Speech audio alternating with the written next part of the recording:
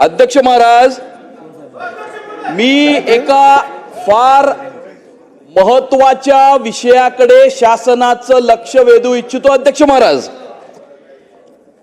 महाराज 8 जून 2020 रोजी दिशा सालियनचा संशयास्पद मृत्यू झाला होता।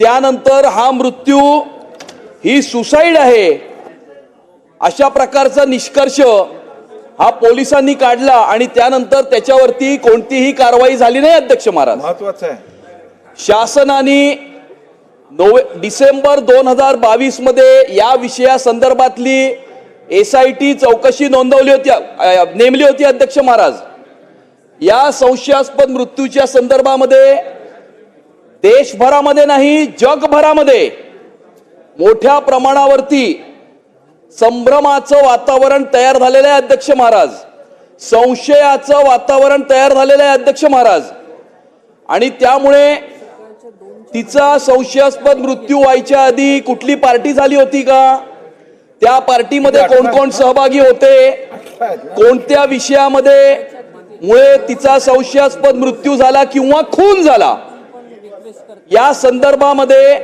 वेगवेगळ्या प्रकारचे प्रवाद हे समाज माध्यमांच्या मार्फत विविध समाजातील लोकांच्या मार्फत हे समोर येत आहेत। अध्यक्ष महाराज, SIT चौकशी नेमूनही 2 वर्षाच्या नंतरही अजूनपर्यंत या संदर्भातला कोणताही निष्कर्ष हा समोर आलेला नसून काल सायंकाळी दिशा सालियानचे वडील सतीश सालियान यांनी काही आरोप केलेले आहेत। अध्यक्ष महाराज, त्या आरोपामध्ये तिच्यावरती बलात्कार गँग रेप करून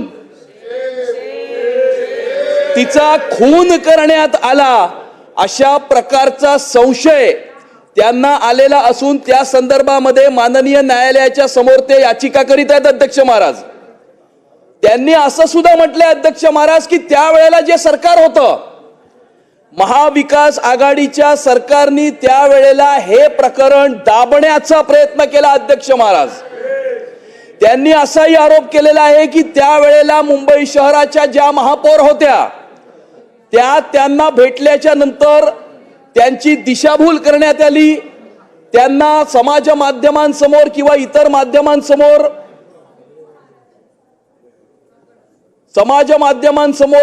माध्यमांसमोर येण्यापासून रोखलं, या संदर्भामध्ये चौकशी मागण्यापासून रोखलं, त्यांच्यावरती दडपण आणलं गेलं, त्यांच्यावरती दबाव आणला गेला आणि त्यामुळे त्यावेळेला या गोष्टी ते समोर आणू शकले नाहीत। परंतु आता त्यांना हा पूर्णपणे संशय नाही, त्यांची ही खात्री आहे अध्यक्ष महाराज की त्यांच्या कन्येवरती बलात्कार करून तिचा खून करण्यात आलेला आहे आणि त्यावेळेला त्या शासनामध्ये असलेले मंत्री त्याला जबाबदार आहेत। अध्यक्ष महाराज, त्यांनी असं म्हटलंय की महाविकास आघाडीच्या सरकारमधील एका मंत्र्याचा याच्यामध्ये सहभाग असून त्यांना हा संशय आहे की या मंत्र्यामुळे ही घटना घडलेली आहे। अध्यक्ष महाराज, ही फार गंभीर बाब आहे। अध्यक्ष महाराज, कारण मुंबई शहरामध्ये अनेक युवक युवती आपलं करिअर घडवण्यासाठी येत असतात,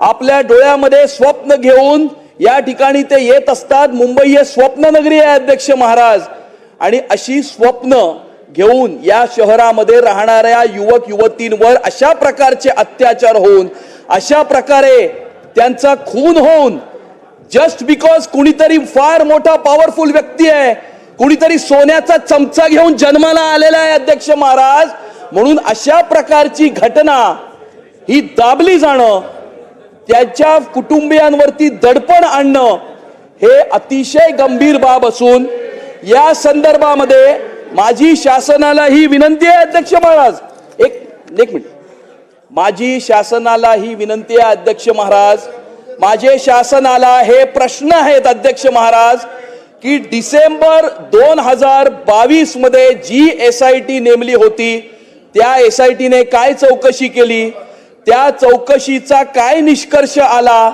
हे कधीपर्यंत जनतेच्या समोर, महाराष्ट्राच्या समोर आणि देशाच्या समोर आणणार। अध्यक्ष महाराज, आणि दिशा सालियांच्या वडिलांनी ज्या ज्या व्यक्तींची नावं ही काल घेतलेली आहेत अध्यक्ष महाराज, त्यामध्ये दिशा सालियांचे 4 मित्र आहेत अध्यक्ष महाराज, तत्कालीन शासनातले मंत्री आहेत अध्यक्ष महाराज, तत्कालीन मुंबई शहराच्या महापौर आहेत अध्यक्ष महाराज.